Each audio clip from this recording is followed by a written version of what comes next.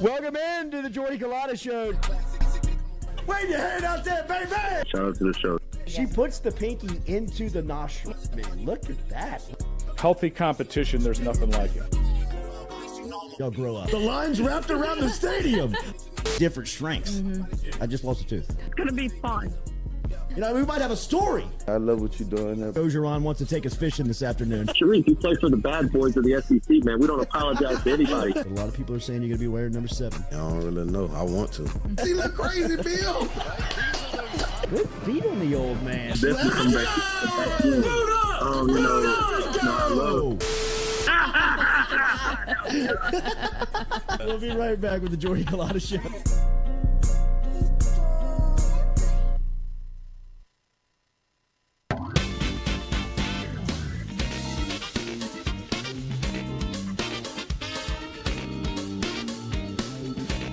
All right, welcome into a Tuesday edition of the Jordy Culotta Show, as always, built by RMB Builders. Shout out to our crew over at RMB, Rhett Bourgeois and the crew. If you're looking for a new home or want an add-on to an addition, get in touch with Rhett and the crew at rmb-builders.com.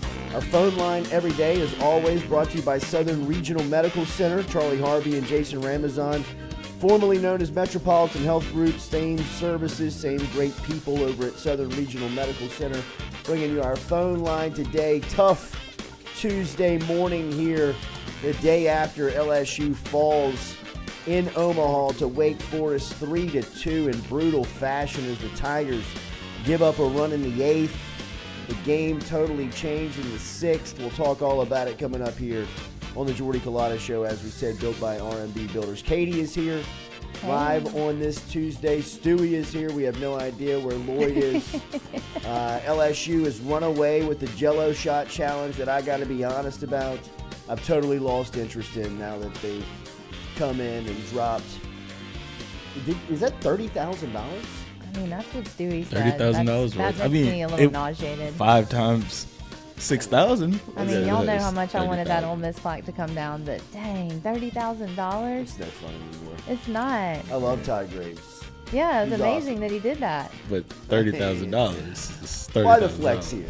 Get the flex here? I But guess. we have all day to still drink Jello shots, and now it's like, for what? I mean, I don't even like You're Jello not shots. beating a record anymore.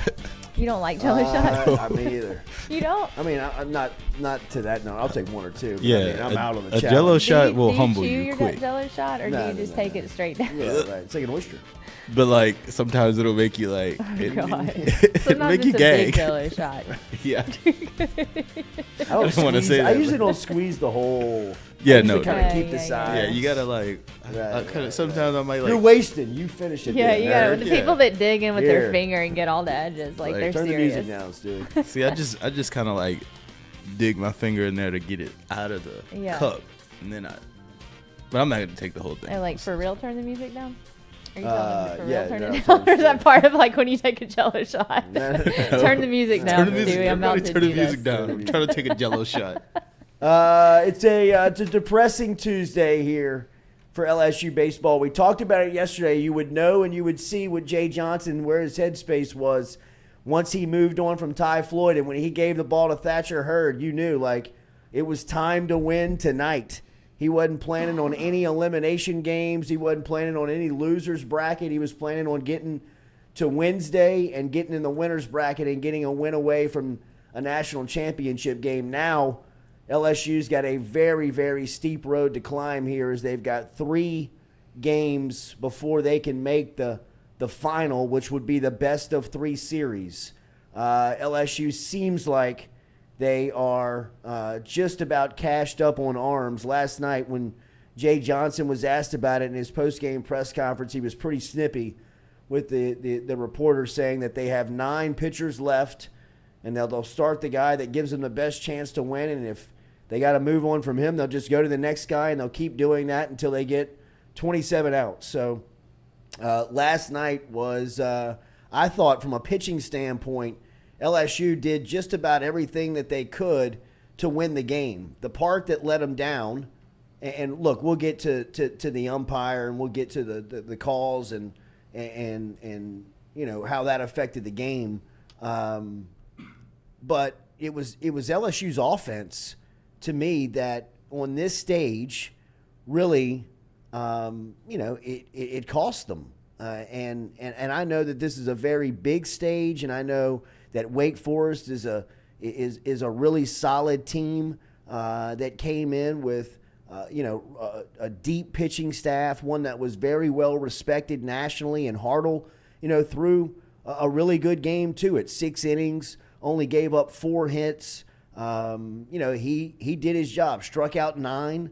LSU just was having a tough time figuring out the pitching for Wake Forest. On the other side, I thought Ty Floyd, we set the over-under yesterday at 5 innings.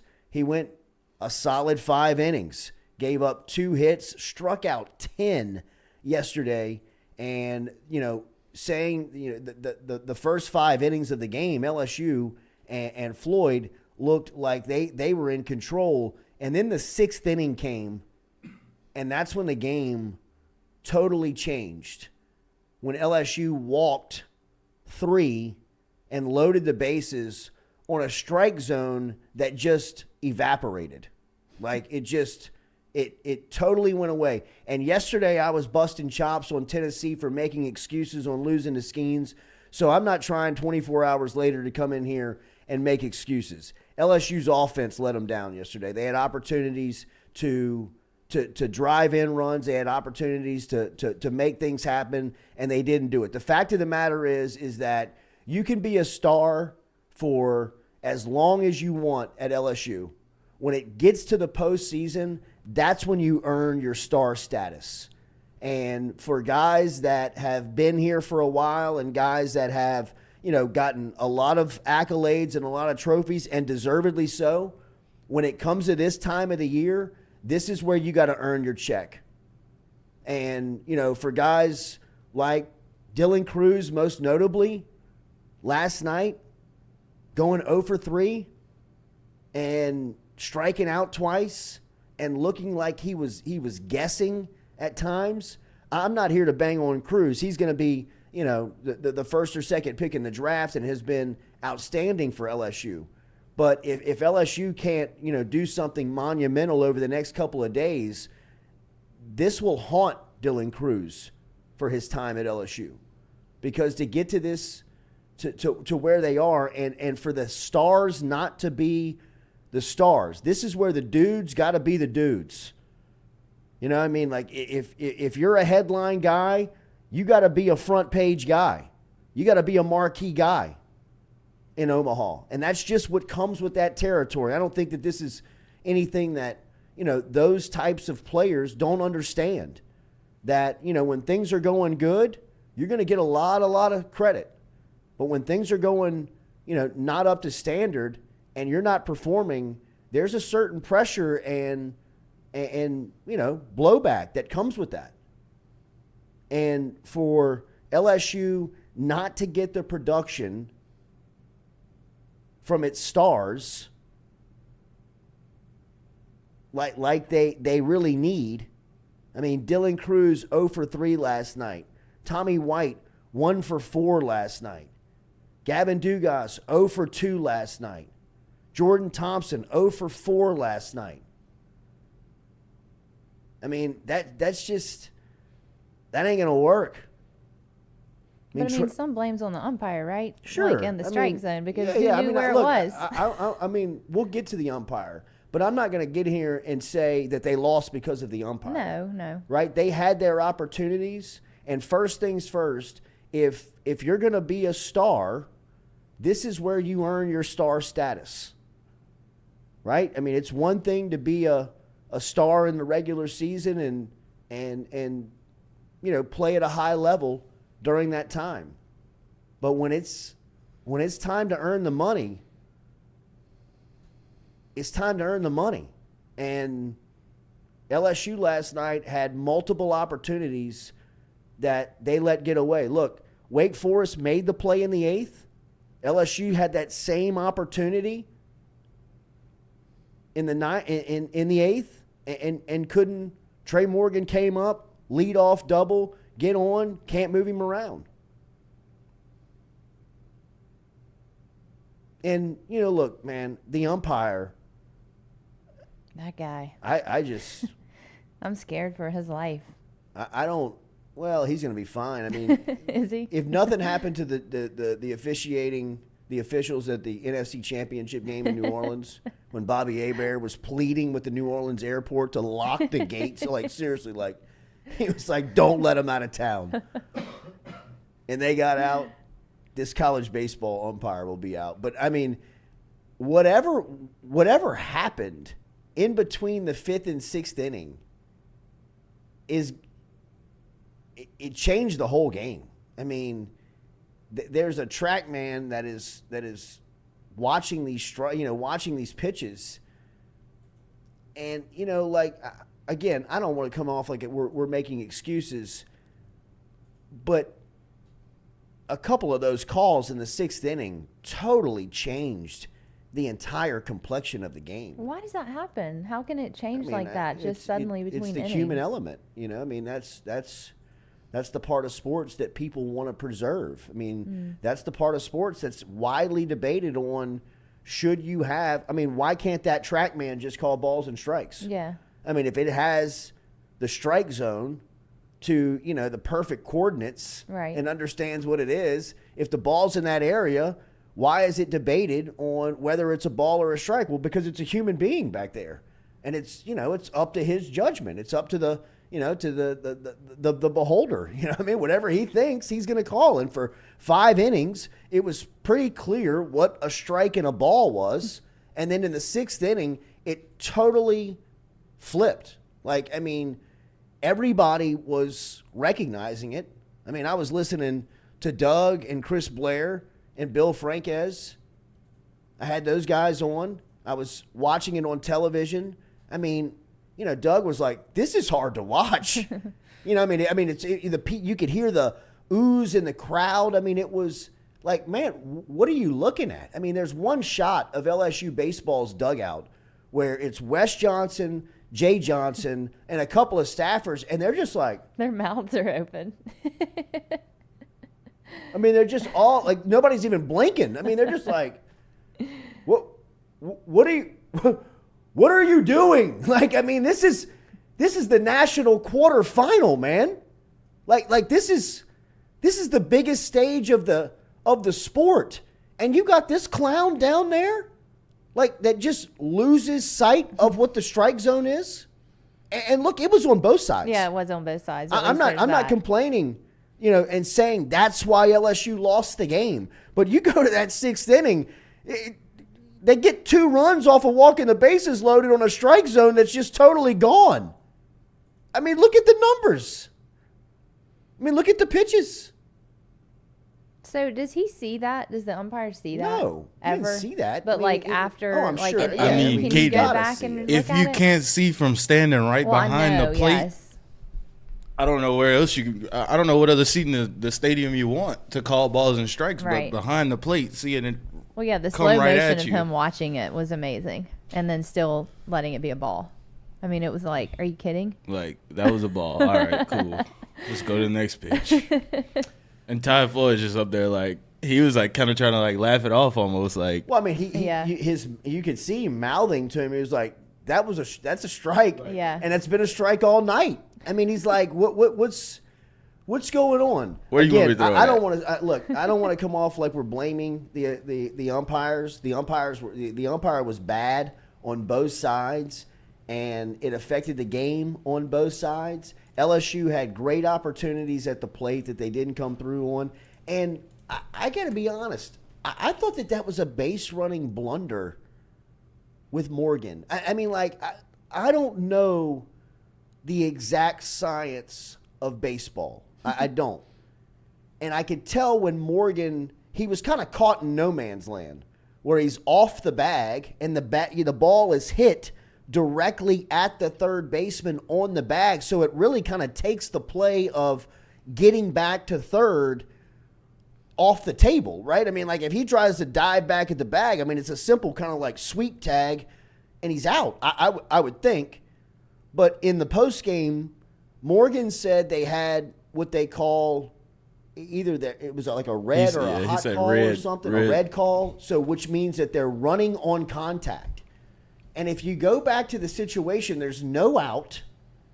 You've got somebody. You got a runner on. Yeah, it's runners at the corners. Yeah, runners at first and third. No out. The ball's hit at the third baseman, which I would imagine if you're moving on contact, the odds say that's probably what you want to make the play at home. That's an easy kind of throw. Now, he's off balance, and Morgan sees that, and as Morgan is explaining it, he's trying to kind of get in the way of the throw to make it a tough play at the plate, right? I mean, you got to make the guy make the play. I mean, that's what ultimately LSU is saying. Like, we're going to put the pressure on the defense and make him make the play. And again, look, man, I don't know. I'm not here acting like I know a lot of baseball. I don't know if that's right or wrong that you run in that situation. It just seems like you're first and third with no out. That's going to be a nearly impossible play for the third baseman to make to first base. If he makes it to second base, it's number one on SportsCenter's top 10 plays. If Morgan's just on the bag, your bases loaded, no out, with the heart of your lineup coming up here and an opportunity to make a run. Now, the way it works out, where the Wake Forest third baseman makes a fantastic play to keep the ball alive, flip his hips, and make the throw to two-lane transfer Bennett Lee behind the plate, who Lee picks it like a first baseman. Yeah, he does. I mean, that was the play of the night, the play that he made with the glove. Now, it's debated on whether he's safe or out. I thought Kyle Peterson and Eduardo Perez are looking at it in the replay booth, and both of them in real time, when they got the overhead shot, said he's safe. Well, when you look at it from that He's overhead safe. or from front on, it does look like he's safe for sure. And I never see an angle that people are saying, did he or did he not swipe the leg? It's up for debate, but I don't see one that says, oh, yeah, he definitely did. Now, by the letter of the law, they called him out on the field. So when you go to the review, you've got to have enough evidence to overturn it, right? You have to say, look, bam, there it is. He missed it. I do agree that it's still up for debate. Yeah, I mean, it's still like kind of like there's no defining piece that you're like, there it is. I mean, there's the smoking gun. He missed him or he tagged him, so overturn it. If the call on the field was that he was safe, I think that the call would have stayed that he was safe. The call on the field was that he was out, and the call on the field stayed that he was out. Again, I'm fine with it. I would go back to the situation and just ask, for all the people in here that that know baseball, in that situation, are you supposed to be running? Like, are you supposed to, like, as soon as the ball's hit, no matter where it is, run? Because, I mean, for as good as the play was that the third baseman made, when he caught it, I thought Morgan's dead. Like, when he made the play, like when he caught the ball, I kind of thought to myself, oh shit, he's in no man, he's out. He's gonna be out. Third baseman caught the ball. Yeah. I mean, like I thought that, like, he's gonna make this play. Yeah. Now the catcher made the play. Yeah, he really. did. I mean, Can we look at it? The throw was a little off, and I mean, really, I mean, he picked that thing with a catcher's mitt, and I mean, it was a bang bang tag, but they called him out on the field. I feel like he hit his knee. Like, that's what I saw. Is that he Sure, got I mean, his like, knee. it's up for debate. I mean, I was with Kyle Peterson and Perez. I thought when you saw the overhead angle, I was like, oh wow, he's safe. Yeah. And Peterson's like, oh, he's safe, and Perez is like, he is safe, and you're like, okay, but then they're like, you get into it, and you're like, maybe not. I mean, look, I'm all about make the other team make the play. You know what I mean? Like, in coaching, I'm always like, put the pressure on the other team. Put the pressure on the umpire. Make him make the call. You know, I mean, like you just stay aggressive, right? So I'm fine if the circumstance says, and look, if Jay Johnson calls run on contact, that guy is, you know, I mean, he's a baseball savant. He's a genius when it comes to the game. I mean, like, I guess it is the right situation. But you think back and, man, you'd love bases loaded with, who would that be up? Travinsky or Beloso? You know what I mean? So Beloso is the one who hit that. So it would have been Travinsky. So, you know, I mean, we can all come back and play, you know, Tuesday morning coach. But, I mean, that was the play of the game. Yeah, it was. You know, going back to it, you know, with everything that the game presented, you know, struggles at the plate on both sides with the offense, both Wake Forest and LSU, the umpire, you know, really affecting or being a storyline in the game. That play was the play of the game. The Morgan play at, you know, home plate where he was called out that was LSU's chance to push that game into either extra innings or, you know, keep it moving. So, But they're still in. Yeah, they're still in. And there's still plenty of chance. Jay Johnson reminded everybody that his 2016 Arizona team lost its second game and then won 3 straight to make it to the finals. Right? LSU Everybody? did the same And thing. Palmineri's team in 2017 lost their second game and reached the finals as well. So Both teams ran out of gas when they got to the championship. And that would be my only concern when talking about, you know, LSU and the like in 2017, you're saying? yeah, they ran in the out? mountain that they have to climb now. You know, I mean, is it doable? Yeah, it's absolutely. I mean, it's doable. Baseball's a funny game, right? I mean, I had no expectation of them beating Oregon State twice in 2017, right? And they pummeled Oregon State, who might have been the best team in the tournament. So, I mean, can they do it? Yeah, they can do it. But the lack of arms and, you know, the just the pitching depth is the major concern. If they can overcome that, then, you know, I mean, you would think that the offense is too good to keep down for a week, right? Because just think back to the Super Regionals. I mean, they were blasting the ball at the box, right? I mean, and even at a couple of instances here in Omaha, I mean, they've been pretty solid, but they need the offense to be clicking at a rate where they were, you know, scoring 6, 7, 9 runs a game, right? And I know that you're facing quality headline pitching, but, you know, for the majority of the season, this was the best lineup in baseball, right? I mean, this is the best lineup in college baseball, and now's the time where you have to earn that, right? I mean, now's the time where if you are for real, then this is where you figure that stuff out. And, man, that was a tough one for LSU last night. I didn't know a lot about Wake Forest. I kind of dug in a little bit last night and went down a little bit of a wormhole. It's kind of like an SMU type school, right? It's like a rich kiddish type school, like it's private. I want to say it's I've been to you Winston-Salem. Yeah. I want to say nice? it's like really like a really smart school. Yeah, Like, it's a 25% acceptance rate. I didn't learn that. Okay. It's a private 4-year institution. Wake I looked Forest. because I noticed like all the baseball players. I was like, they're all attractive. They're not like tatted up. They're different looking. They're like that East Coast baseball player guy, you know? Gonna be like insurance salesman after this, or like a lawyer, Right. or a doctor, or Right. Like, cause like the dude that was fidgeting and doing all of that. Yes. Stuff, dude. he's That going guy. to like he's going to like be a doctor next year. Yeah, Sweet. something. I'm out on that guy. Yeah, he freaked me out. I want him. He's nothing to do with my medical, please. But I kind of wanted him to stay in because I was like, this is amazing to watch. Like, what is going to happen Somebody here? was gonna hit a ball 500 feet off of him. Yeah. That's why it took him out after one batter. I mean, it how was do you like keep up he with all came that? off of a crack pipe.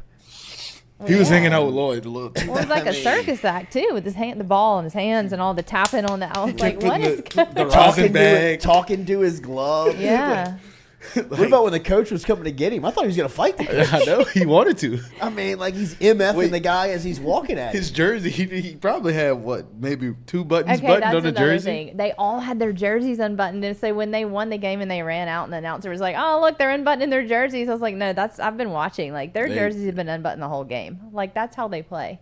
It's wild." And like one of them didn't have an undershirt on under it, so it's just like flapping open all the time with his bare chest. They're a different type of kid. Yeah, they're weird. I'm not They mad are at him. I weird. just It was is. like, And then this they had is some interesting. post-game celebrations where they were doing some humping. Yeah, like it was strange. Oh wait, the dude. face humping. I Yeah, saw that. That was. That That's was why weird. we- That see, was- He was on that guy's face. that's why we dude. don't see this team deserve like I we mean, like we got to get our lick back. one for more this. crack at this.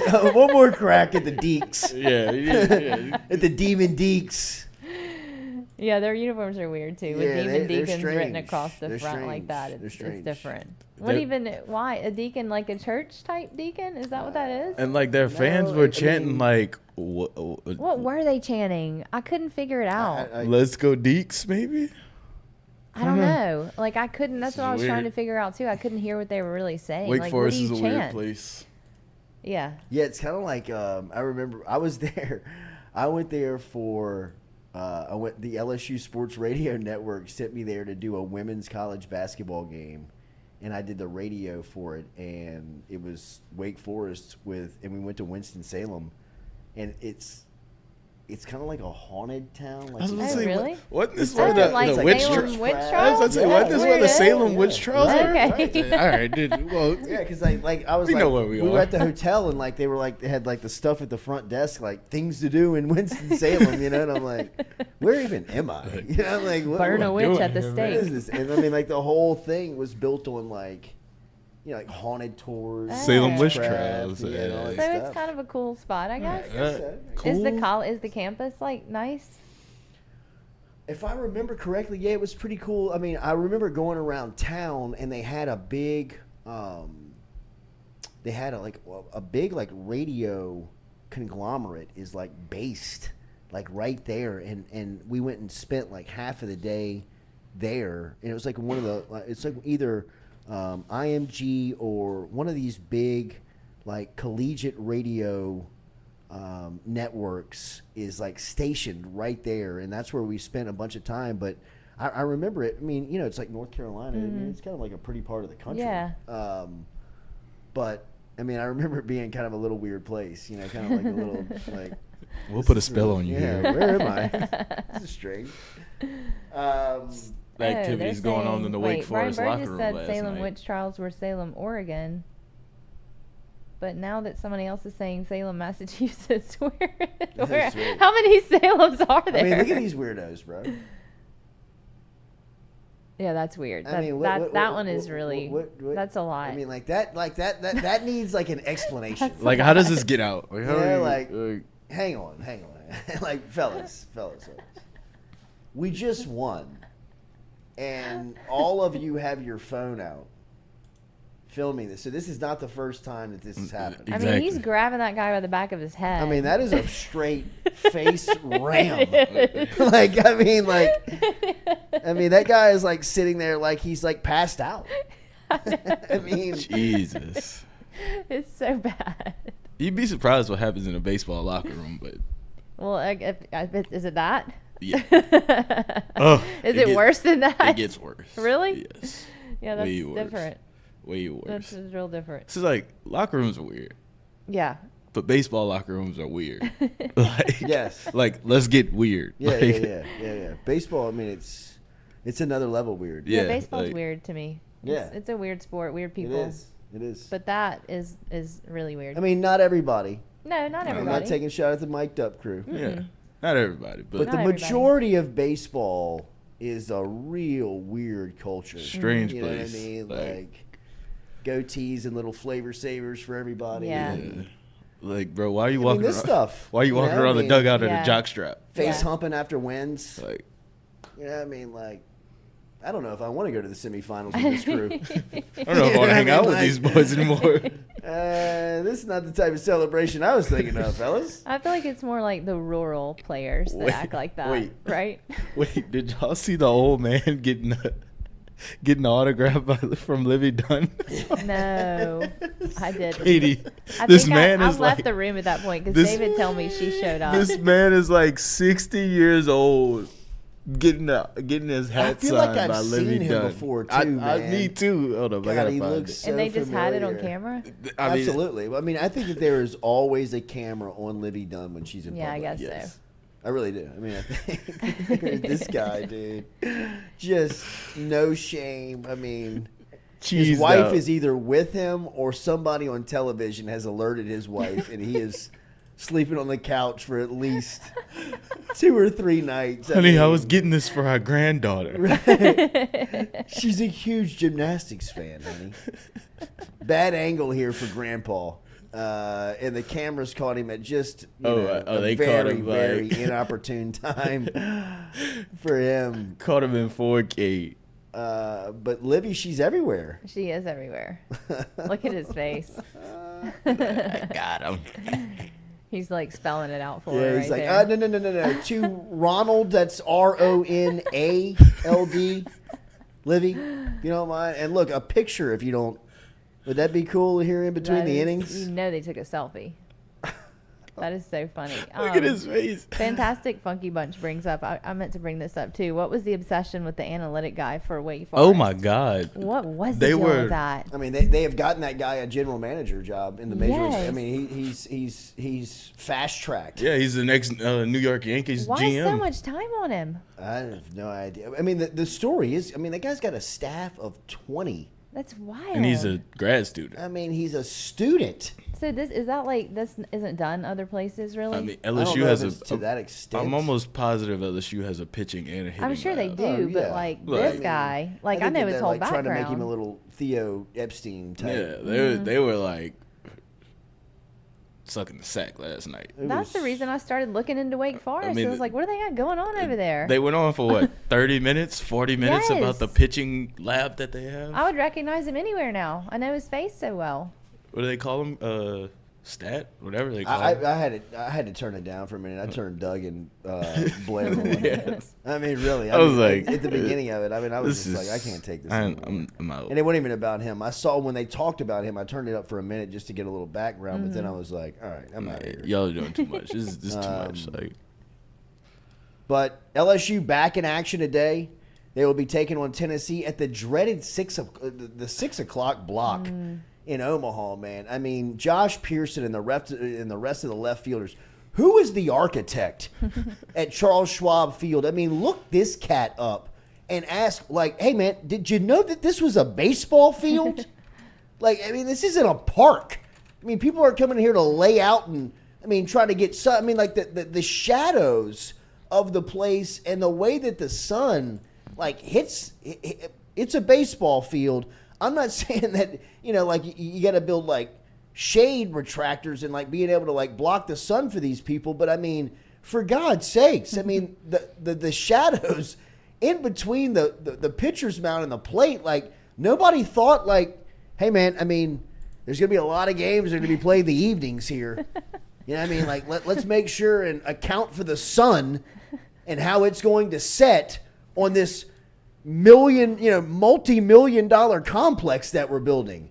Like, we're about to dish out all this money. I'd hate to just break ground on it and nobody able to see a fly ball in an afternoon game.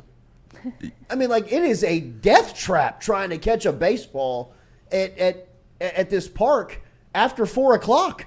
Why do they have to play it at 6? TV. yeah, but That's they were explaining on the broadcast is that the field has triple decks, so that's what makes the shade go onto the field. Like the stands Yeah. are triple. Well, you can It's see. a triple deck, yeah. So Yeah. like You can see That's like what- the columns. I Yeah. mean, Yeah, like you it's, can. and it's most perfectly shaded. I mean, like the sun like just blasts this Yeah, thing. it does.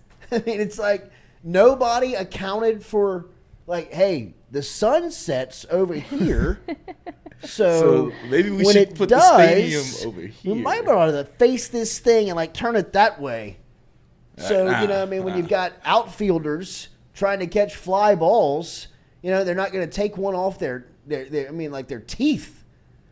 I mean, like everybody's like, I know, the Wake it's so Forest, embarrassing. the Wake Forest left gonna be a fielder meme. was getting, like they were eating his lunch. His They're like, face. put the sunglasses What are you on. Why, It's like, why not put that? Answer me that. Why aren't you wearing Okay. the sunglasses? because sometimes when you when you wear sunglasses, sometimes like the glare could still get you. Right. Like it'll still, and But from don't what you take that risk when from you got the what- sun beaming straight in your eyes? well, from what Josh Pearson was saying, he didn't put his on the day before because like the way the shade is made, yeah. the ball is like coming out of the shade, and he wouldn't be able to see it coming out of the shade If he had the his glasses on. sunglasses on. But what yeah. about the guy standing just right out there? I mean, and he then he was takes just- the sunglasses off and puts them back on his hat again. I was He- like, oh, thank God. He he's was putting going them through on. it. He was Yeah. just He just It's flipped like- him over and put them he on. was in I a like, bad spot. Put the sunglasses on. My God, it can't get worse. Pearson was like, "Look, I'm gonna just put mine on, and I'm gonna just find a spot that's not directly in the sunlight." It's so weird. I thought that the Morgan ball was going to hit the guy in the head. I thought, yeah, me too. Like I thought it was going to hit him in the face. He's I mean, he was like, That was so cringy for him. I mean, His just, face. and they just like kept the camera on him after. know, And he's just poor like, thing. he's like, "Fuck, man." But I guess that's what you do. I mean, Yeah, you know, what no. else are you going to do? You're going to look crazy Yeah. looking into the sun.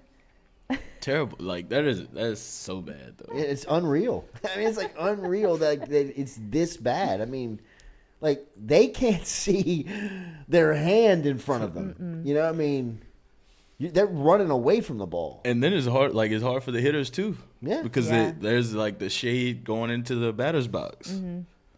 When they showed the umpire camera for that, I was like, yeah, I don't know how they even see the ball. Because it's just all right. Do y'all agree or disagree with the little mitt, the sliding mitt? I like the slide. You like it?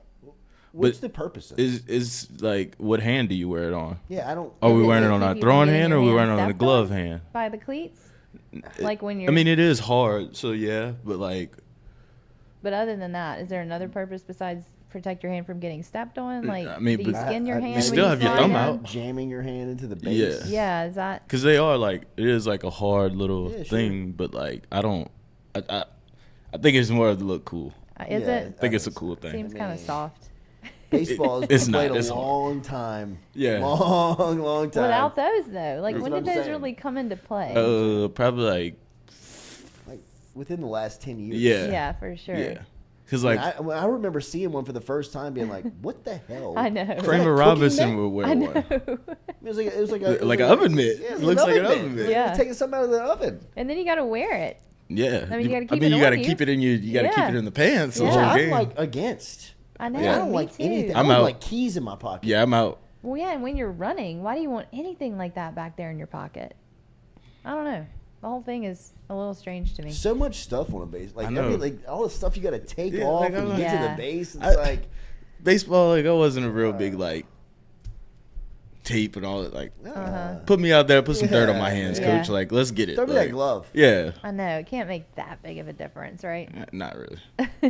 All right, we'll be back. More Jordy Culotta Show rolling on here. Remember, daily, we're brought to you by Katie's Restaurant. Katie's located on Iberville Street down in New Orleans. Get in touch with them, katiesinmidcity.com, katiesinmidcity.com. If you're looking for the menu, you can find it there. You can also check out their sister restaurant, Francesca's, which is located in Lakeview. Stop and see them over at Katie's in Mid-City daily. Lunch is fantastic. Get over there for cold beer in the afternoons. Great scene, great people, great service. katiesinmidcity.com, katiesinmidcity.com. We'll be back with more of the show right after this. Jordy Culotta Show rolling on.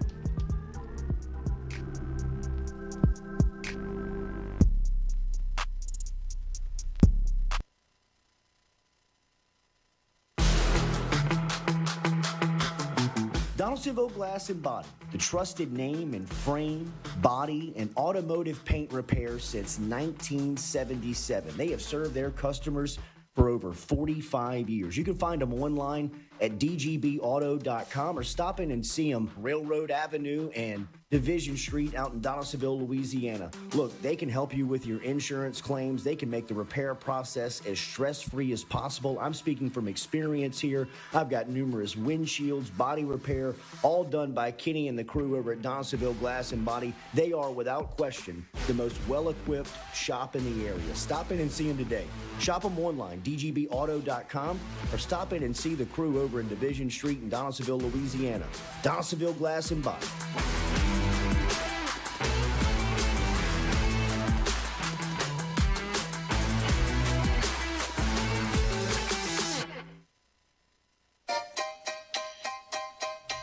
Hey fellas, it's Jordy Culotta for my friends over at Men's Total Health. Guys, do you suffer from fatigue, decreased libido, erectile dysfunction, weight gain or loss of muscle mass, signs of depression, anxiety, hair loss, mental fog, general loss of interest?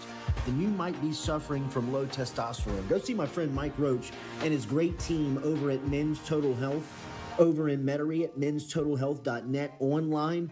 And stop in and see how they can change your life today. A simple shot and some knowledge from Mike Roach can get you back up, moving with your energy, get your sex drive back, build your muscle mass, make you feel young again. All online, menstotalhealth.net.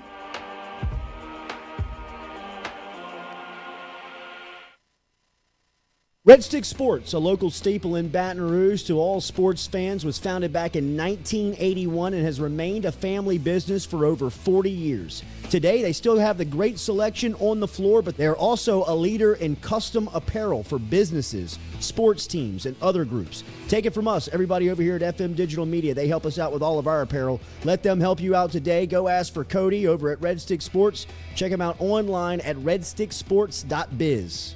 We're all from different places and backgrounds. We've each experienced our own versions of life, but in the end, we're all on the same team.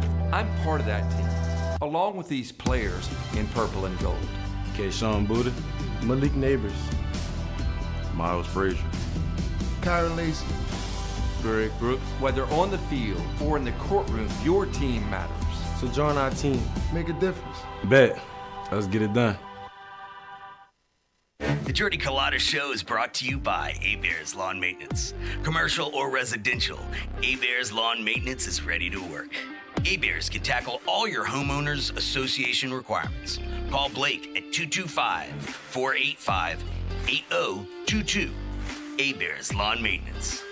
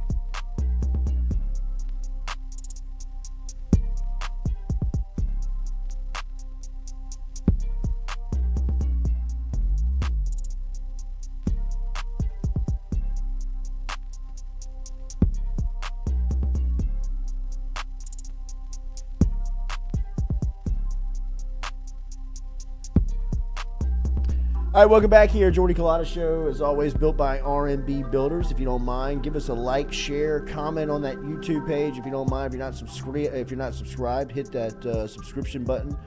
If you didn't, look, I don't expect anybody saw last night, but we debuted our docu-series around Central football last night, and actually did it on WAFB 6 o'clock news. I joined Liz and the crew last night as actually it was just Liz, and we introduced the first episode that debuted last night. Darren DeQuano, of course, our videographer and editor, has done a tremendous job, and last night episode 1 aired. You can find all of that on WAFB's YouTube page, on Central's YouTube page, Central High School's YouTube page, and we'll have it up here at the Jordy Culotta Show YouTube page. So every Monday night for the next 3 weeks, we will be a part of the 6 p.m. news on WAFB, and they will each episode will be accessible on all 3 of those YouTube channels, whether it's Central High School or WAFB or right here with us. But last night was cool to debut it. Obviously, we were going head-to-head with LSU baseball playing in the national quarterfinals, so not a ton of eyeballs and interest. But, you know, as the digital media world exists, it's always there for you. You can always go and find it and click on it and watch it whenever you want. It's kind of on demand for you. But if you do want to watch it live, just key in that we'll be on the 6 p.m. news every Monday night for the next 3 weeks with the episodes 2, 3, and 4 to kind of follow in successive weeks. So really excited about it, man, and really love being a part of what they have going on over at Central with Dr. Fountain and Brandon LeGroux, who's the principal over there, and they just hired a new football coach in David Semino, and you know, got a lot of cool stuff coming to the campus for all student athletes and you know, for the entire community, and we're going to bring that to life here through some content. So hopefully you can check it out What's the name of get some the feedback. documentary? It's called Is it Close called the Gate. Close the Gates? Yeah. Okay. I love that. Yeah. That's cool. And look, I know that Close the Gate, they kind of explained what it meant last week over in Central.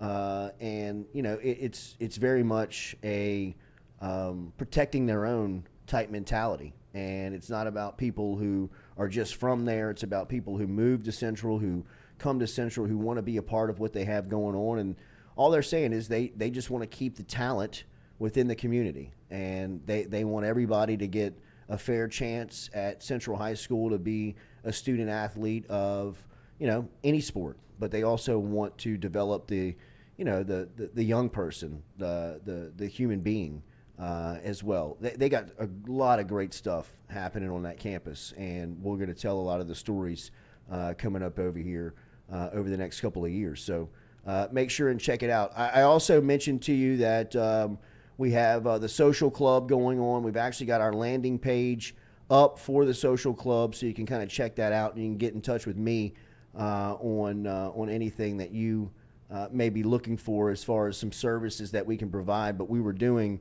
like we said, we're doing some storytelling and some social media management for some companies, and you know, in particular, like this project that we have going on with Central, and really excited about what we have going on over there. So check it out if you don't mind. Give us some feedback. We always appreciate you being here every single day.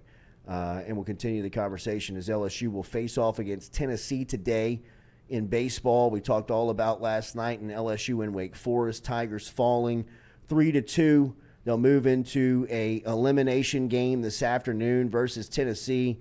The Volunteers and LSU will square off at 6 o'clock again tonight. So regular time slot here for LSU as they'll be back at Charles Schwab Field taking on the Volunteers with obviously the winner advancing and the loser going home. The winner would have to beat Wake Forest twice to stay alive for a national championship performance or berth on Monday.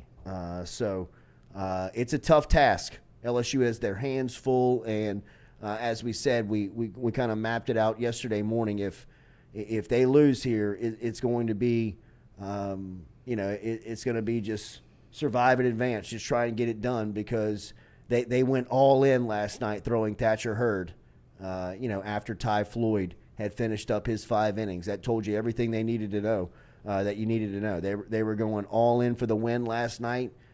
They were not thinking about an elimination game. They were thinking that they were going to advance to the winner's bracket, and it just didn't work out at the end. So they'll try and make this thing work over the next couple of days and see if they can't move it down the line. They don't get a rest, right? So if they beat Tennessee tonight, do they play Wednesday? Oh, they'll play 3 straight days. Yeah, they'll play Wednesday, Thursday, Friday? No, they would play Tuesday, Wednesday, Thursday, and then the championship game would begin. The championship series would begin on Monday. Okay, so they get the weekend off. Yeah. Okay. And That's a lot, though. If you can make it, if you can get there, I mean, now you're talking. You got Skeens. Yeah. You got Floyd. Yeah. I mean, you got Hurd. Like, you're back in action. Right. Like, you gotta, like the task is going. You're gonna have to beat Wake Forest twice. So if they win tonight and they play tomorrow night, can Skeens go back in tomorrow night for Wednesday's Probably game? not tomorrow night. He threw on Saturday. Yeah. I mean, he would probably start Thursday. Yeah, I was about to say in Skip's world. Right. Yeah. Right. You see, we got the Skeens kid. Right. He can go Thursday. It's just me. So you would start Skeens on Thursday, and then ideally, you would probably ask him to turn around on a quick, 5 days rest and pitch him Tuesday night, like in game 2 of the championship. Yeah. Right, because you would have to throw Thatcher Hurd on Thursday. Yeah. If you get to, if you beat, so if you win today, you play Wake Forest on Wednesday night, right? And you pitch who? Wednesday would be, that would be up for discussion. I would imagine that Riley Cooper's probably going to get some run today. Yeah. Griffin Herring. Warm up, Coop. I think that, you look at Riley Cooper and you're like, yo, man, Yeah. go to work. Yeah. Do it. And he just gobbles up as much as he can. Today you're talking about guys like Blake Money. I don't think that Christian Little's off the table. I think in a situation like this, you can throw him out there and see what he looks like. And if it looks like it's going to fall off the rails real quick, then you go grab him. But, if he can find some of that midseason form where, he's throwing strikes and he's got his stuff, well, now you've picked up another arm that you're probably not counting on. They're probably putting, not a lot of trust in Little, but saying, we're in a situation where all, literally. Yeah, you have to. All arms on deck. Anybody that goes. You got Javen Coleman. We've seen crazier stuff from LSU in Omaha. Yeah. Caleb, Caleb Gilbert?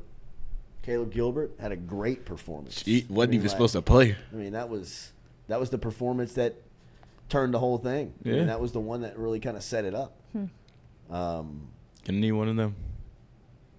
So. It's Saturday. They're calling us out. And I wasn't looking. I think Wake Forest would be back at their ace too, though. Once. Well, that's the advantages of making the winners bracket, bro. I think Lauder would be ready again because he pitched Friday. Right. So it's back Wednesday. Shit. Maybe Saturday, Sunday, Monday. Yeah, that's a lot. That's a serious stretch. Yes. Of no rest. Nut up, How boys. do you do that? Yeah, right. We got to play. This is I it. know. Y'all want to go home or y'all want to play? Yeah. I know. That's It's it's a lot. Right? It's tough. That's what it comes makes down you to. realize how tough it is to get there and stay there. So LSU will go today, 6:00, with their life on the line. Opportunity Sun to in keep their the eyes. season. Yeah, Sun in my eyes. Sun in their eyes. Sunglasses on. I don't know if I should put them on. Please take put them off. on. I just feel like if you don't and you miss a catch, See, the move is I got this hat and I can put them on top of this hat. yeah, And exactly. they look looks like Take them down, look at them, put them back. They look on top really of the cool. hat. And then Eduardo Perez is like, these guys need flip up sunglasses. I'm like, bro, nobody wears that shit 90s. anymore. That'd be awesome. What do you think this is, King Griffey Jr. in left? Like, They should bring those The back. flip-ups. Why not? Like, Forgot about those, man. I forgot about them too, but like I know what they are. But it's Yeah. like nobody's wearing flip-up sunglasses anymore, Eduardo. Like we realized that you were wearing them in the '90s at Florida State, but That's we ain't wearing them wild. no more. God, last night the 6th and the 8th inning will haunt LSU. Ugh, Yeah, for sure. gut punch. Yeah, it Every was time. pretty rough. All right, so 6 o'clock this afternoon, LSU, Tennessee, for the Tigers. Remember, that'll be a 5:30 start on the LSU Sports Radio Network if you want to watch that with Doug and Chris and Bill Franquez. I've been doing the YouTube watch, going in the booth with them. It's a great watch to watch the game as you have it on, because I just can't deal with the national broadcast. I love Kyle Peterson. Perez kills me, man. I know. I mean, He does. God, He kills me. Lee, man. I Kills mean, me. it's just like, All right, Eduardo. shut up. Stop. Eduardo. Like, I'm just trying to watch the game, man. Tennessee and Stanford yesterday, it was a 6-4 final as Tennessee beat Stanford yesterday. LSU going to be the away team again? Yeah. I mean, Jay Johnson was told that on the podium last night. He said that Tennessee, like right when he sat down, he was like, I heard him, the guy that like introduced the press conference was like, Tennessee will be the home team tomorrow, coach. He was like, all right, thanks. And you could tell he was kind of like starting to think about it as he's like thinking like, what am I about to say here? You know, he's kind of like, you could see him like thinking, like strategizing kind of in his head, like, damn, we gotta score a lot of runs again tomorrow. Yeah. You know what I mean? Like you have to score if you're gonna, Let's hope that wind's blowing out be the tonight. away. Yeah, no doubt. That was the thing about yesterday was it was a great situation for LSU against that lineup, pitching a guy like Ty Floyd, right? I mean, Floyd is a guy that can. I mean, he throws high heat. He throws fastballs that gives up fly balls. I mean, he gives up home runs. But yesterday, I mean, that's when that park plays really big. Mm-hmm. Like, I mean, they've done a lot to try and like move the fences up and try and bring some entertainment to the game and make it a little offensive.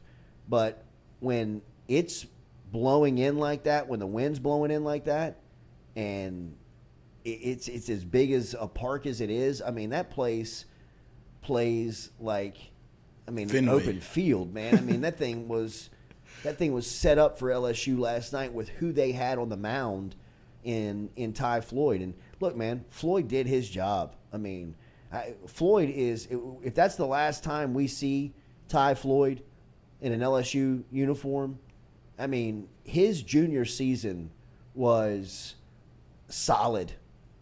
I mean, I think that's a great way to term it. I mean, there's some performances that we'll forget about that were excellent by Ty Floyd. Some no decisions that he had to take because they couldn't close the game out. Some performances that will be lost on a season that, hopefully they can keep moving. But yesterday was, kind of quintessential Ty Floyd of, going in there and just battling.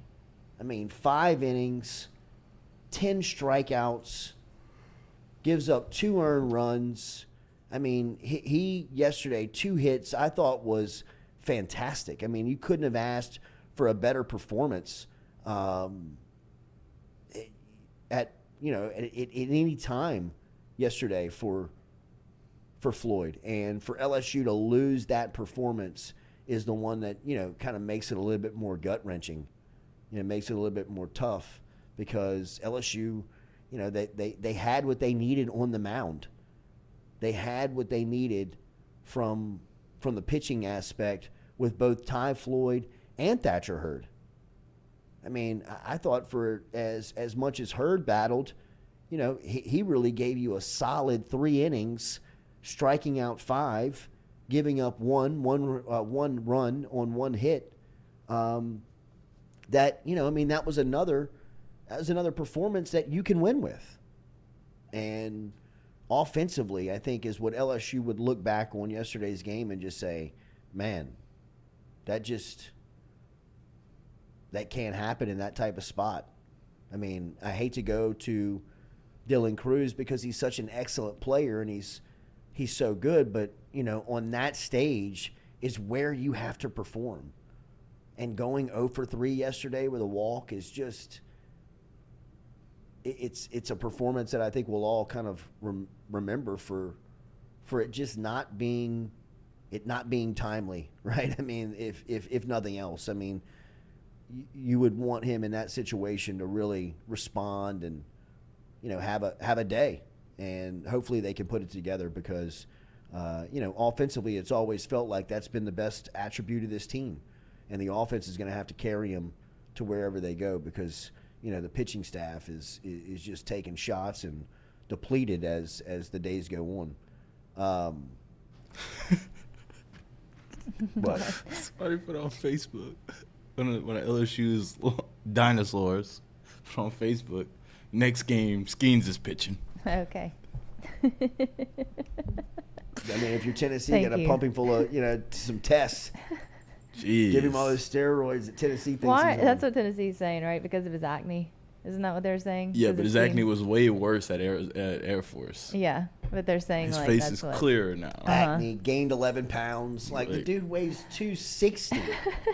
I mean, You like, know how easy it is for him how to gain easy weight? it is for that guy to gain Exactly. 11 pounds? You don't even notice it. I mean, he's in a program now that has a nutrition center.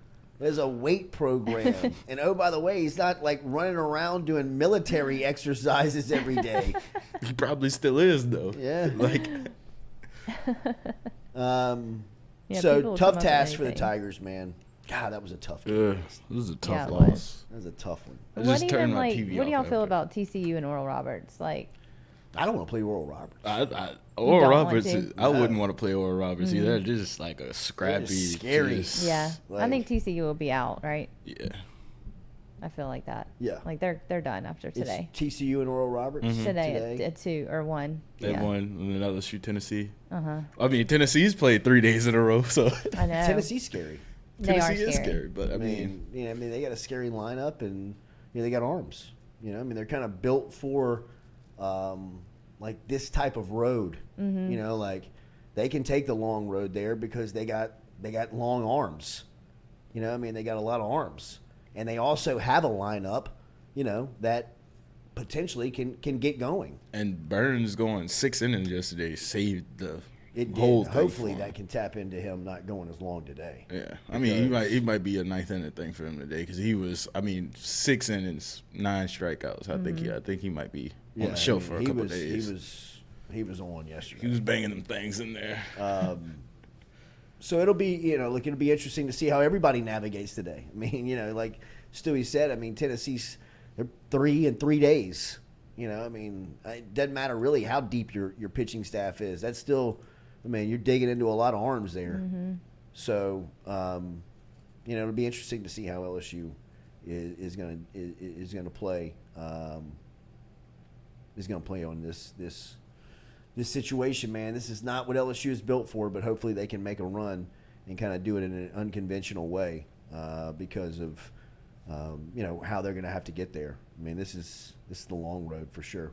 All right, so LSU football also picked up a commitment over the last couple of days, and this is something that Brian Kelly really alluded to in our interview a couple of weeks ago when he said that look, they're not finished going after tight ends, and he picked up a junior college tight end in Connor Gilbreth over the weekend. Gilbreth is 6'6", 270 out of Redding, California. He got an LSU offer back in May from Mike Denbrock. They wanted inline blocking, right? I mean, Brian Kelly alluded to that in that interview. He talked about bringing in another tight end and what it would mean to the room, and they got a lot of athletes.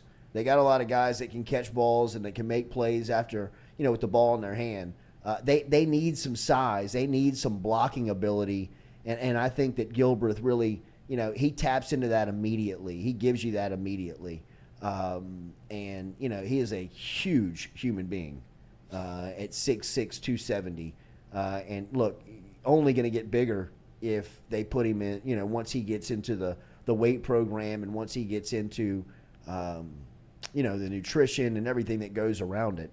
I think that they actually have some thought of potentially playing him at tackle, somewhere down the line. I mean, if nothing else, he can give you some depth there at that size.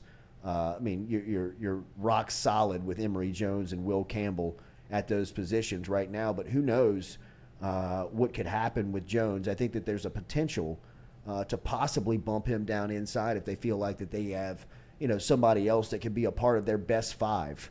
If somebody comes in and, clearly stands out as somebody that, a guy like Mason Lunsford, who's coming in from Maryland, who transfers in, who's played a lot of time, he's played tackle for the Terps. If he can handle the edge in the SEC and keep some of these, dominant pass rushers out of the backfield, and he's one of your best five guys, and you can bump Emory Jones down to a guard spot, you're really talking about some depth and some athletes and some, guys that can play at a high level on the line of scrimmage for LSU. So, another big body and another potential, offensive line or, blocking tight end, and Connor Gilbreth is now with the Tigers. So a commitment while LSU is in Omaha on the football side. LSU baseball has also been pretty active as well, as we mentioned that they picked up a transfer from South Carolina in the other day, the shortstop who transferred in. They also picked up Justin Lohr, who committed to LSU from Xavier. He's a left-handed pitcher who comes in with some pretty good numbers, but LSU picks up a dominant big arm in Justin Lohr out of Xavier, who he was one of their headline guys. He could be a guy that comes out of the bullpen for LSU, and he also brings you a left-handed arm. LSU doesn't have a lot of those. As Coach Jay Johnson has remarked, there's going to be a heavy emphasis of loading up that bullpen with both righties and lefties, but you're going to have to really go in and tap into the lefty market because LSU just doesn't have a lot to choose from. But now they're starting to stack those arms up as Lohr comes in from Xavier and commits to LSU. So LSU baseball continuing to pick up commitments, to stay recruiting, even though they're over in Omaha. And like we said, man, that's got to be so hard to handle and juggle and pull off. But LSU seems to be doing it and seems to continue to be getting and picking up some guys that they need. So, yeah, it's a good question. Rob Boudreaux, can he pitch tonight? They could use him. I mean, put him on a plane. Get him. I mean, you think about some of these guys, man, that they've lost here over the season, and how much that would come into play right now. I mean, when we talk about guys like Garrett Edwards and Chase Shores, and on down the line of guys that Grant Taylor, that were possibly going to or that were a part of this staff before becoming injured, and really just this is the time of the year where you look up and you're saying, wow, I mean, this is huge impacts on the season when you don't have those guys. And for a team like Tennessee, who has a bullpen and a pitching staff that has a ton of arms and dudes on it, this is the benefit of having that. And obviously LSU, just huge losses for LSU this year. I mean, that really no way to account of how big that was ultimately to LSU. I mean, you could look back on it if it doesn't work out over the next 72 hours and LSU's not able to stamp their ticket to the championship series on Saturday. It could have changed. It changed the whole season. I mean, really. I mean, think if LSU had 3 more quality arms. Think if Grant Taylor, Chase Shores, and Garrett Edwards was there. Hell, give me 2 of them. You know, I mean, forget the greed. I mean, like, take 2 of 3. And where's LSU? Not only does it give you another, a choice from a starting standpoint, but even like last night, having to go to Thatcher Hurd in a situation like that. I mean, you've got setup guys that you can hand off to late inning guys, to closers, and now you're just like Jay Johnson. That was the best 2 he had yesterday.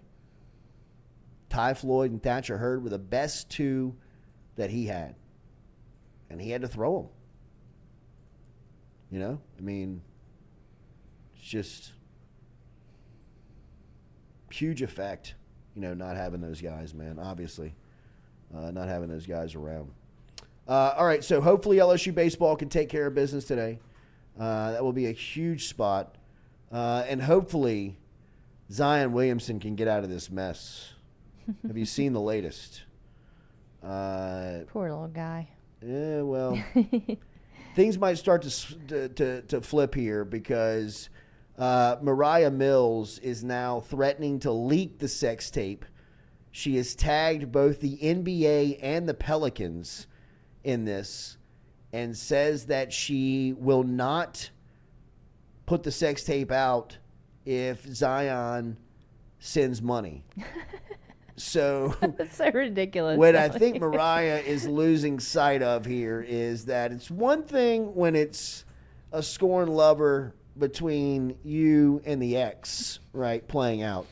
When you start to tag companies and organizations like the Pelicans and then like the NBA, well, now Mariah, you better watch out because you're calling down like your extortion. You're pretty much outing yourself for extortion, and this thing is probably going to get bad pretty quick here for her because of the threats that she's making against not only Zion but now the Pelicans and the NBA. This thing is... Well, she's calling for him to get traded too. I think they're in on it. I think Mariah, NBA, and Pelicans are in this together. Well, if they are, that's a hell of a PR play. I don't think right? the NBA is getting in bed with regular people, porn stars to be exact. That's just me. She's not a regular person. She's a famous porn star. There's a difference, Dewey. I would hope the NBA is not getting in bed with porn stars. Doing business with porn stars. You would hope. But it is just kind of continuing on for Zion as my guy Mariah Mills was tagging more of the drama between her and Zion on social media and tagging tweets and text messages and the NBA and the Pelicans. And it just, hopefully for Zion and everybody in this can go away pretty soon and hopefully stay away because this is a bad look. I mean, obviously, I think some of the reports that have come out over the past couple of days, I don't know if anybody have seen this, but there were reports that, Zion Williamson and the Pelicans don't have a relationship. I mean, like that they have, no communication and, no correspondence on anything that's going on. Now, obviously, this is, off season, and this is something that we've heard for a while here. But last week, there was a lot of people that were reporting this, including ESPN's Brian Windhorst. And, a lot of the reporters in the league have good relationships, and a lot of these reports don't happen by accident. But Windhorst last week on ESPN said, "It's surprising to me out there how out there it is in the league that the Pelicans are discussing Zion's business." Windhorst said to ESPN, "I wouldn't rule out anything, I guess, but the event of the last 6 months with Zion are what they are. There is no relationship between Zion and the organization, and minimal relationship between Zion and his teammates, from what I understand," said Windhorst. When healthy, Williamson has dominated NBA competition to the tune of averaging 26.7 rebounds and 4 assists per game. Zion, since being drafted back in 2019, has appeared in just 114 total games. He missed the entire 21-22 season. He missed more than 50 games in both his rookie campaign and last season as he was dealing with foot issues and other various ailments. Look, I've said this a couple of times. I fully support Zion getting a fresh start somewhere.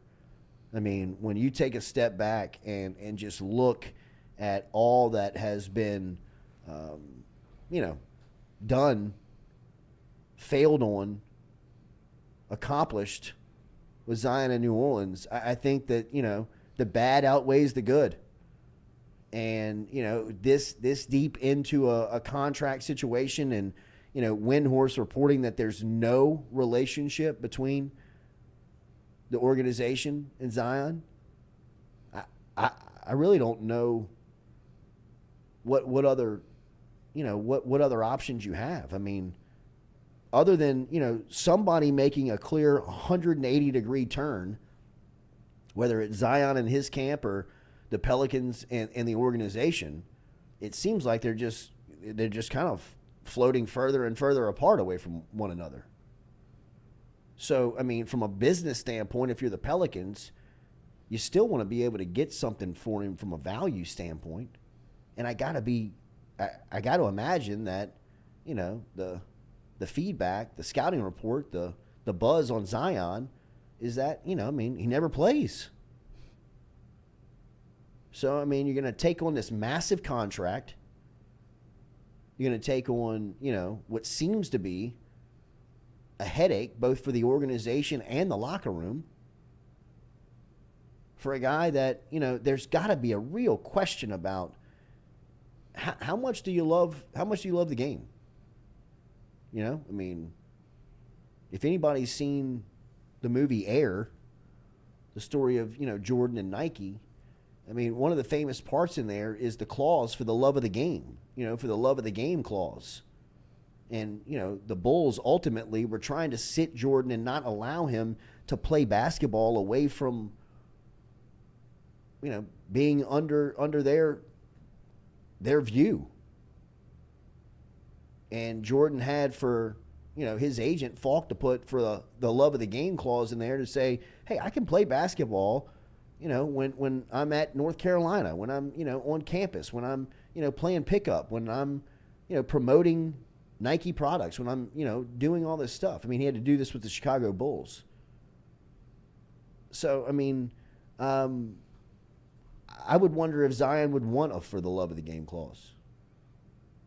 Or if he would just say, okay, I don't get to play pickup unless I'm with y'all. Cool. I would get on him and trade him now, man. Because this thing it feels like it's losing value by the day. I mean, it's like a house in a neighborhood that, no longer has any value. I mean, like at one point you thought you bought the richest house in the block, and you look up, 4 years later, and I mean, all the real estate's now, it's dead. I mean, you even look at like comps. Well, the second pick, John Morant, he's suspended 25 games now. He's blown, mega millions dollars of deals. I mean, it feels like a 30 for 30 is crashing down on Zion and Ja Morant very, very fast. And maybe a fresh start is what they need. I mean, maybe that's what could possibly get them, or at least Zion, a fresh start, or something, a fresh look at the future. Because right now it is on fire. I mean, like it is a grease fire, man. It is a dumpster fire, tire fire, whatever you want to call it is just, it's a mess. It's a mess. And none of it's about basketball. That's what's so wild. You know what I mean? Like, nobody's even asking, like, is he going to play? Like, he hadn't even played. He didn't play in a play-in game. Like, get all this personal stuff straight, but, like, is he going to be ready for October? I would, and if I had a vote, I would say he wouldn't be. I got no information. I don't know why. I'm just going off his track record.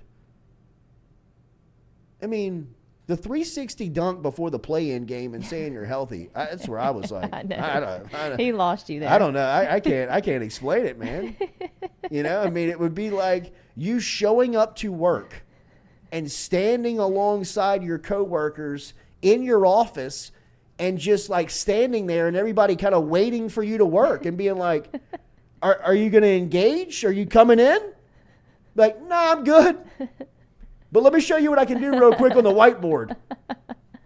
Like, well, cool, we could use that today. Like, yeah, I know, but I'm just going to hang right here and just watch y'all work. And oh, by the way, I'm the highest paid one in the room. You know what I mean? Like, everybody be like, this fucking guy here, man. I mean, like, he's like showing up to work and just like putting it in our face on one of the biggest days of the year that he can go, but he's not going to go. It just, if that didn't lose you, if that didn't lose the organization, what are we waiting on? Like, what's the big draw? I'd love to see him do one of those 360 dunks with a uniform on in the game. I mean, I got to show up an hour and a half early to the game to watch the guy play. I mean, it's a disaster. Forget the PR stuff. Like, forget the off-the-court stuff. I mean, I blame some of that on the Pelicans, really. I mean, if you're going to sign a guy to a mega contract in the NBA, I'm doing this type of due diligence. If I'm about to hand over $25 to $30 million a year to a franchise player, I'm making sure he's not going to knock up a stripper here in 6 months and she's going to be all over the internet painting our organization in a bad light. It shouldn't be that hard to figure out, really. You know what I mean? For as open as this lifestyle seems to be for Zion, I'm not, everybody's got fault here. But I mean, from the Pelicans standpoint, come on. How many times have you written one of these contracts for a superstar that's 21 years old? I mean, a lot of these people have experience with this for a long time. I mean, David Griffin's written, you know, he was writing contracts for Delonte West, who was trying to, you know, who was having an affair with LeBron James's mom. I mean, he's seen some crazy shit in an NBA locker room. I mean, I don't think that a lot would surprise him. Definitely not a stripper on social media, you know, going at a baby mama and a franchise player. But I mean, not to tell Zion, you know, look, Z, I know what your lifestyle's like, man. And you go live it. Go do it. Go live it up, man. But make sure we're protected on the back end. Like if anything ever goes out, like make sure you're having these girls sign NDAs. Make sure you have, you know, all of this stuff from a, you know, contractual standpoint. So your, you know, life is not flipped upside down potentially in the public. You know, I mean, that's for as, you know, as uncomfortable as that conversation might be, and as uncomfortable as that might be for some people out there to hear that those conversations actually exist, you got to have them.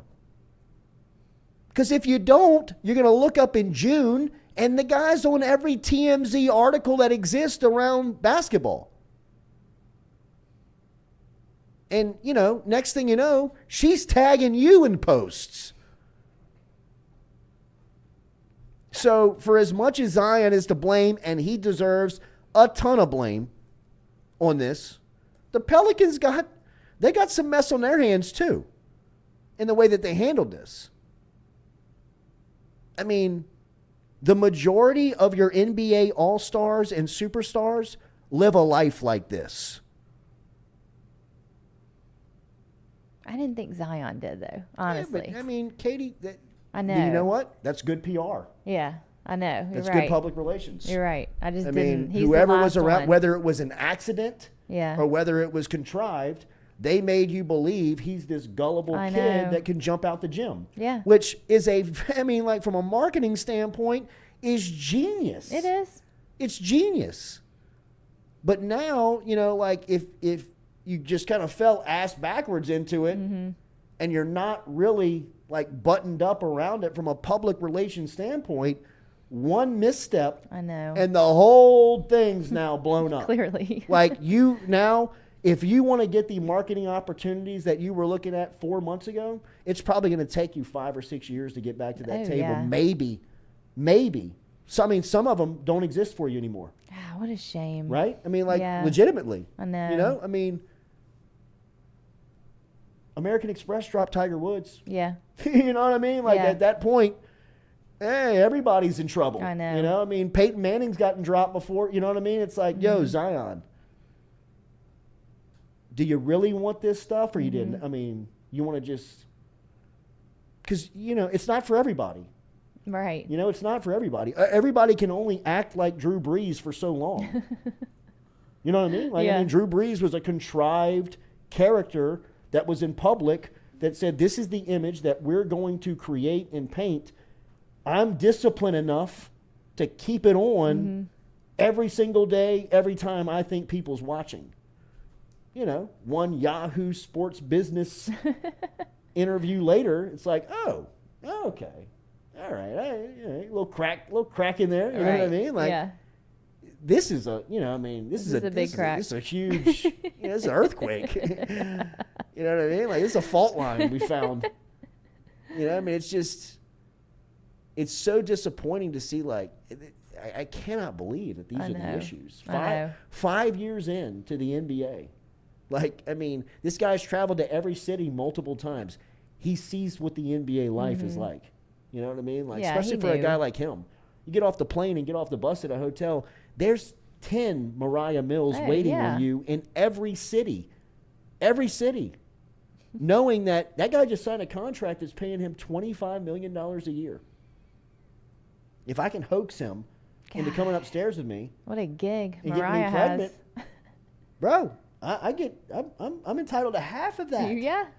Right? And like, Mariah obviously had that plan and somebody beat her to it. You know what I mean? And she is pissed. She is. And she's going postal on the internet. And she's doing it at the, you know, like at the damning rate of the Pelicans and now bringing the NBA. Like, this is a mess. Is he gonna pay her? I mean, she's posting text of him saying, like, the wire won't hit until tomorrow. Like, it's just, it's like, man, Zion, stop. Like, put the phone down, bro. Put the phone down. I still don't want to believe it. I'll believe it when I know for sure. Just like, what does his dad say? Don't believe anything you see and half of what you hear? Or no, half of what you, don't believe anything you hear, half of what you see. Is that what Lee said? Yeah, and I hear you, Lee. Yeah. But I mean, you can fabricate pictures of text. You can fabricate pictures of anything, you know?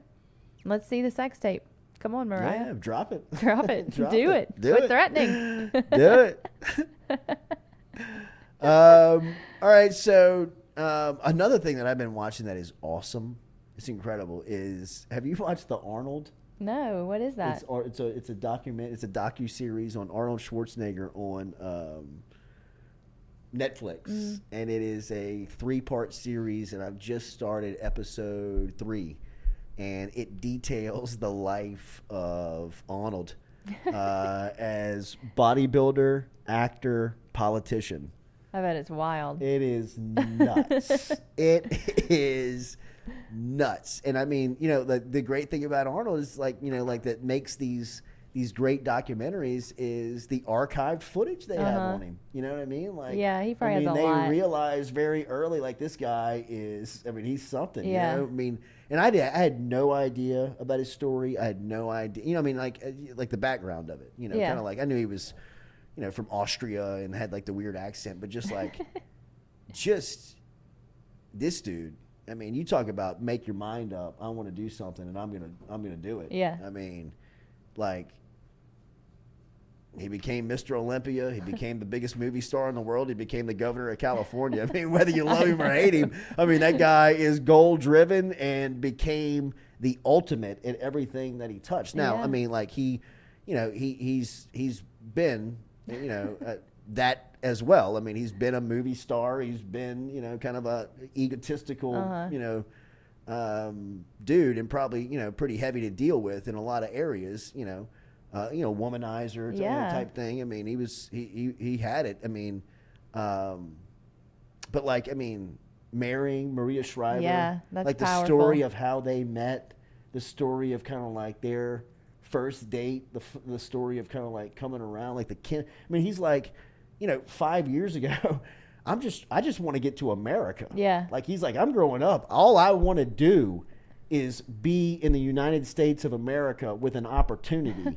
He's like, next thing you know, I'm sitting next to Rose Kennedy. I know. Like, I mean, like at a Sunday service, and I just met these people like 24 hours ago. That's insane. I mean, like it's nuts. Like the height that he, like that he jumps to. Like, I mean, was it all calculated? Like, did he know he wanted to get into politics? Is that why he married into that family? No, absolutely Really? not. Absolutely not. No, I mean, the stories about when he is the governor, about like, he's like, I mean, I showed up on my first day and I like sat at my desk and I was like waiting on people to bring me issues. Like, he's like, so how do you do this? And they're like, I mean, like, we got to go out there, like talk to people. Like, so like he like turned it into like, kind of like being a movie star. Yeah. And then like kind of everybody turned on him there, I mean. Right. But, like, I mean, I would say that the character that he's most like, have you ever seen Twins? Yes. Obviously, the world has seen Twins. You think he's most like that one? Like he really is kind of like a gullible, yeah. Like kind of like now I get it. He's an actor, right? Like, and I mean, he's a seasoned actor at this point, and I mean, he's worth billions of. I mean, like the amount. I didn't know that he had his hand in so much stuff. Like, right. He originated he was like one of the originators, like Planet Hollywood. Was he really? Like, I mean, like there's no telling. I mean, he's got stupid amount of money. I mean, like James Cameron made him like an executive producer on Terminator. Yeah. I mean, like dumb right. amount of money. But just like his, like, I mean, like he's very kind of like, wow, like that's, you know what I mean? Like he's very. I like that, though. It is. I mean, glad. I think that's ultimately why he's so successful is because he's so likable. Yeah. Really. Yeah. I mean, like even like politicians that are like kind of like that debated him and on the other aisle. Now, look, he turned a lot of people. There's a lot of people in politics that hate him.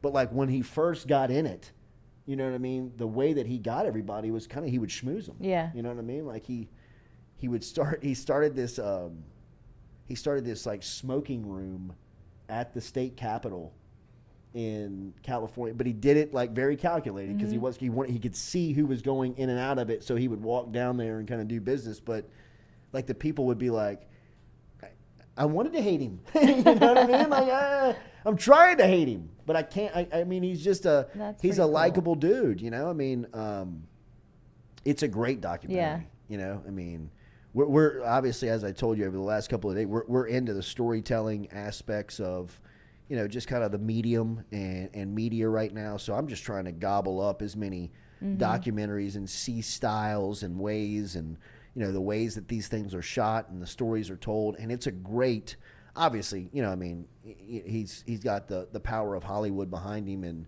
he's very talented in his own right. But it's a great story to listen to, right? I mean, like I'll just have to check that out. To hear it. Does it talk about what did he do? Did he sleep with the nanny or the housekeeper? He slept. Yeah, he did. I haven't seen that part yet, but there's an obvious focus on. He's a womanizer. Yeah. You know what I mean? Yeah. Like the first time he met Maria Shriver's mom, like he's at a party like with the I mean, like he's at this party in the 80s with the Kennedys that like there's footage of it, and I mean, name them. I can't imagine. Name it. Yeah. They're there. Yeah. Name them. They're there.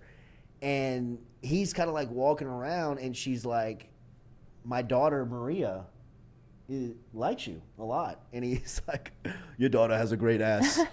And he's like, I don't know where it came from. I don't know why I said it. I just said it. You know what I mean? And like they like show Maria, and she's like roll. She's like, this guy. Yeah. I should have known then. Right. You know what I mean? Yeah. Like, I mean, it was 30 years of hell. Living with this dude. But I mean, he's very likable. Yeah. Well, I mean, I feel like most people forgot about that. Like I forgot about it, kind of. Right. Like I don't care. I'm not like holding that over Oh, no him, doubt. you no know? doubt. No doubt. I mean, you forget like how It much is- time has yes. gone by since then. I You know what I know. mean, like it has been. It's a turned into while. kind of an eye roll thing. Yeah. Really? I mean, it like has. Arnold. Well, I mean, and I think like if you were paying attention to his political race, Yeah. it's not that surprising, Right. I mean, they were bringing out, they were going and getting people. Oh, yeah. You know, people were like, there was a movie set back in the '80s where, I mean, you know, Yeah. I couldn't walk past the guy. Yeah. You know, I mean, so I mean, I don't think that it was really that. Shocking, you know. I mean, look, it was shocking, but I don't. Yeah. I haven't seen anything on it though. Yeah, And that's interesting. I just started the third. Okay, it'll be stuck in there.